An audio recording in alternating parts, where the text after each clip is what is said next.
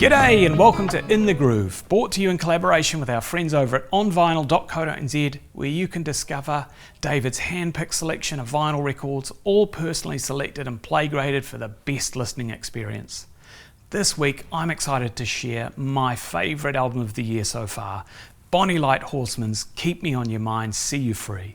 I've played this album nearly every day since its release, and it continues to reveal something magical with each listen. With 20 tracks, almost every song feels like a standout. It's rare to find a double album with such depth across the board.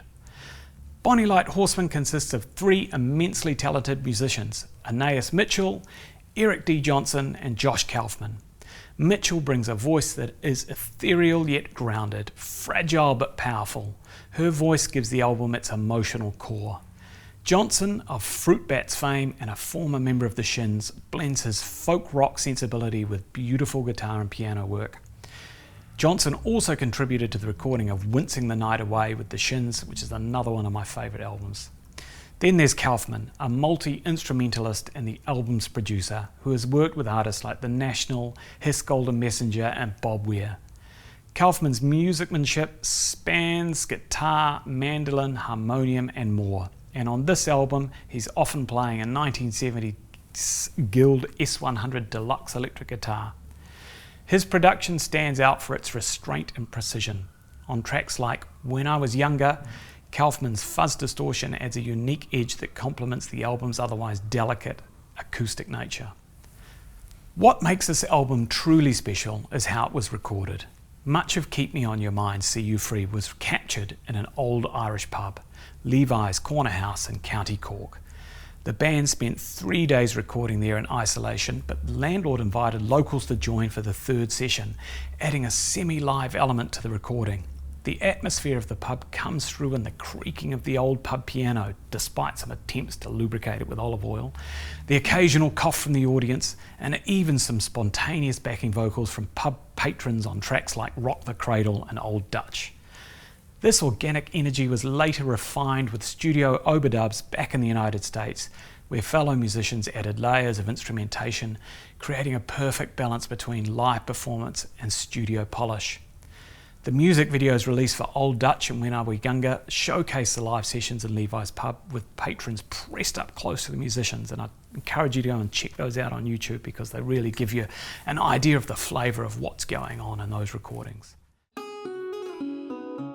Rock the Cradle taps into Appalachian folk traditions, with Johnson's banjo and Kaufman's mandolin leading the arrangement.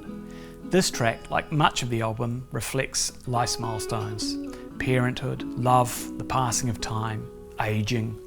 The harmonies here are particularly special, with Mitchell and Johnson's voices intertwining in a way that feels both timeless and deeply personal. The harmonies between Mitchell and Johnson are what make this album truly exceptional. Their voices blend so seamlessly, creating a vocal conversation that feels intimate and powerful. And on tracks like Speak to the Muse and The Clover, their harmonies build to cathartic emotional highs that leave a lasting impression on the listener. One of the album's most stunning tracks is Old Dutch, which features intricate guitar work from Kaufman and beautifully layered vocals from Mitchell and Johnson. What makes this track soar is the interplay between their voices. They wrap around each other, sometimes call and response, sometimes seamlessly blending into one voice. This dynamic elevates a song's emotional weight and gives it an almost anthemic quality. This track even made it onto Barack Obama's summer playlist.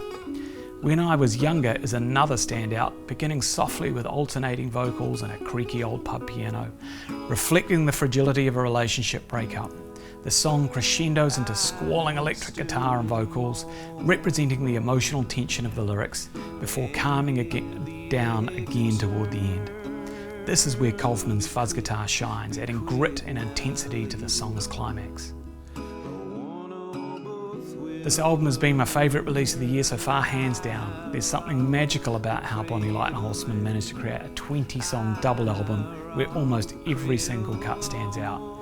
That blend of semi-live recording and studio polish gives it a unique charm, and the folk influences, English, Irish and Appalachian, are woven throughout, making it both timeless and contemporary.